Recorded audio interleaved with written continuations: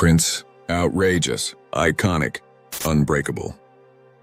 A man of legacy. Prince, who was going out saying Warners aren't letting me do what I want, well, they said, well, if you're going to do that, then we're going to show you we're not going to let you do what we want, and you can't have the money to carry on doing it. We're going to do, when I get my band, I'm going to do this, I'm going to get my band to do that. He's always like, asked me to do something to sing, you know. He's like, okay, would you sing on this record? I'm like, yeah. He was one of the greatest artists of all time, yet he once walked on stage with the word slave written across his face. At the height of fame, he turned his back on the music industry, changed his name to a symbol, and declared war on the label that owned his songs. On June the 7th, 1993, Prince announced that he had changed his name to the unpronounceable glyph from the Love Symbol album, that he would no longer turn in any new material to Warner Brothers. That artist was Prince, a man who challenged the entire system from the inside. What began as a $100 million dream deal turned into a decades-long rebellion for creative freedom that changed the music business forever. To understand Prince's rebellion, you have to understand how deeply personal it was. He didn't just fight his record label behind closed doors, he made it a public war. The early 1990s marked the moment when Prince, one of the world's most celebrated musicians, decided to take his battle to the streets, the stage, and the cameras. Warner Brothers, his record label, wanted to control how and when his music was released. They believed in strategy and timing. Prince believed in creativity and freedom. He saw himself as a vessel for music, someone who couldn't stop creating, even when the business said wait. When Warner tried to slow him down, he felt trapped, like an artist imprisoned by contracts and corporations. Then came the act that shocked the world. In protest, Prince began appearing in public with the word S-L-A-V-E written across his face. It wasn't a gimmick, it was a statement. He wanted the world to see what it meant for an artist to be owned by a label that controlled his name, his songs, and his identity. For a black man in America, that message carried a powerful echo of real history. I just remember a headline, I think it was from the New Musical Express at the time, and it said, "My name is," and the subtitle was, "And I am bonkers." But Prince wasn't done. In 1993, he made the most radical move of his career. He changed his name to an unpronounceable symbol. Overnight, Prince became the artist formerly known as Prince. To many, it looked like madness. To him, it was freedom. The name Prince, he said, was trademarked and owned by Warner Brothers. As long as they owned it, he refused to answer. The media called him eccentric, difficult, even delusional. But behind the headlines was a man making a powerful statement about ownership and control. Prince is astute, man. He likes to read and share ideas. So the more he got into the literature about the music business, the more upset he got. You know? He wasn't trying to destroy his career. He was trying to reclaim it. That defiance set the tone for everything that followed. Prince's rebellion wasn't just about his own name. It was about the rights of every artist who'd ever been silenced by a contract. And as the cameras rolled and the world watched, his fight was only just beginning. December 31st, 1999, my publishing contract with Warner Chappell expired, thus emancipating the name I was given before birth, Prince. I sent a nice letter to the president, then president, because they changed a lot weekly during that time. And I told him that I loved him and that, you know, I was glad that I had this experience. At the heart of Prince's rebellion was one unshakable truth. He wanted complete control over his art. Every note, every lyric, every album cover mattered to him. But Warner Brothers, the label that helped make him a superstar, wanted control too. They wanted a predictable, profitable version of Prince, one they could manage and market. Prince didn't work that way. He was a creative storm, recording music at all hours, sometimes making multiple albums in a single year.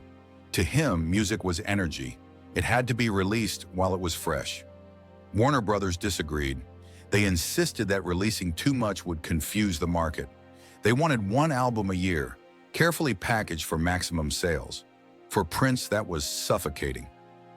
Music doesn't come on a schedule, he once said. In 1992, Warner offered him a massive new contract worth a reported $100 million, a record-breaking deal that seemed like a dream. But it came with strings. He would only receive the full payout if each new album sold 5 million copies. Even worse, he still wouldn't own his old music, the very songs that had made him famous. Warner would continue to control his master recordings. When Prince realized the truth, he felt betrayed. The money meant nothing if he didn't have freedom. The deal made him rich on paper but poor in ownership.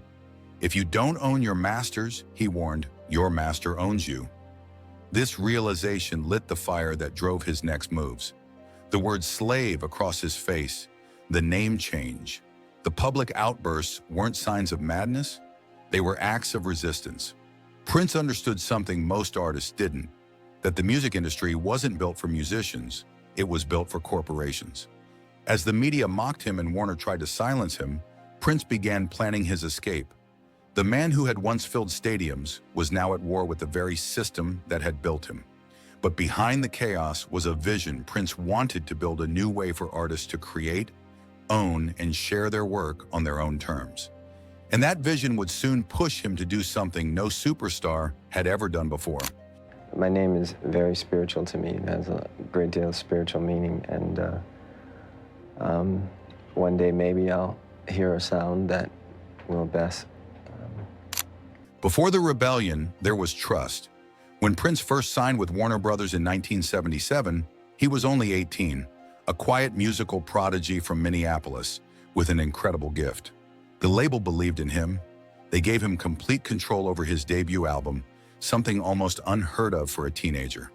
It was a partnership built on respect, and it worked beautifully. Through the 1980s, Prince rose from a talented newcomer to a global icon.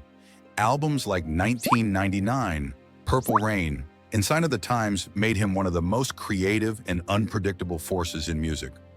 Warner Brothers stood behind him, letting him experiment, take risks, and even direct his own film. The company's support helped him become one of the biggest stars on the planet. But success also gave Prince leverage and ambition. He wanted more than just hit records. He wanted an empire. In the mid-1980s, he launched his own label, Paisley Park Records, with Warner's help. It was meant to give him and other artists more creative space.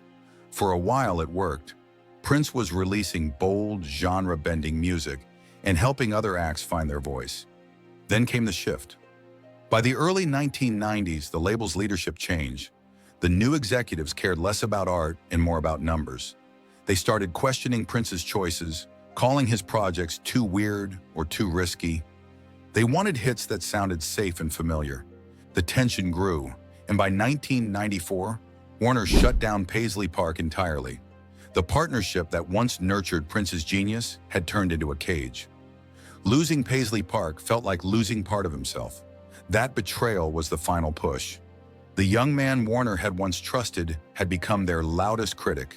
The rebellion that followed wasn't about ego. It was about reclaiming the creative freedom he once had. And when he finally broke free, Prince didn't just change labels, he changed the rules of the game. When Prince realized he couldn't win from inside the system, he decided to outsmart it. Still under contract, he began flooding Warner with albums, some unfinished, some experimental, just to fulfill his obligations and end the deal faster. It was sabotage with a purpose. By 1996, he was finally free. The first album he released after breaking away was titled Emancipation, a triple-disc project celebrating his independence. It wasn't a blockbuster, but it was his. Every dollar went to him. Every sound belonged to him. For the first time, Prince was completely in control. He soon launched his own label, NPG Records, New Power Generation, and began building a model other artists could follow. Long before streaming or social media, he saw the future, artists connecting directly to fans. In 1997, he sold his Crystal Ball box set directly through his website, something no major artist had ever done. He even set up a phone line for orders. Then in 2001, he created the NPG Music Club, a subscription service that gave fans new songs, exclusive content, and concert perks. It was a blueprint for the digital music world we know today. And in 2007, he stunned the industry again. Instead of selling his new album, Planet Earth, through stores, he partnered with a British newspaper to give away 2 million copies for free. His record label was furious, but Prince saw it differently. 2 million people have my music today. That's the real win. By now, Prince had proven something the industry never wanted to admit, that an artist didn't need the system to succeed. He had built his own. As the music world shifted online, Prince's war entered a new phase. He had beaten the record label system, but now he faced a new enemy, the digital age. In the 2000s, Prince became one of the most outspoken defenders of artists' rights. He fought against piracy, streaming, and digital platforms that used music without permission. YouTube, eBay, the Pirate Bay, none were safe from his legal team. He even sued fans who posted his concert clips online, not out of greed, but to make a point. Musicians deserve respect and fair pay for their work. Prince refused to play by the industry's new digital rules. He pulled his music from Spotify and iTunes, saying they didn't pay artists enough. The only platform he trusted was Jay-Z's Tidal, which promised higher royalties. Even then, Prince kept control, releasing some music exclusively through Tidal, others through iTunes or his website. No one dictated his choices but him. One of his most brilliant business moves came in 2004 with Musicology. Prince gave away a copy of the album with every concert ticket sold, and because each ticket counted as a sale, the album shot up the charts. It was genius. He had turned the system inside out. While other artists complained about the changing industry, Prince adapted. He showed that musicians could use the system to their advantage, as long as they owned their art. But his most powerful move was still to come, the final victory that brought his decades-long fight full circle. By 2014, more than 20 years after he first called himself a slave, Prince finally got what he had been fighting for. Warner Brothers returned the rights to his master recordings, the crown jewels of his career. For the first time since the 1970s, he owned albums like Purple Rain, 1999, and Dirty Mind. It was a quiet but monumental victory. He agreed to release 2 new albums through Warner, but the deal was different this time. It was on his terms. "It's just business now," he said, "and I got my stuff back." That moment proved that Prince's struggle had never been about ego.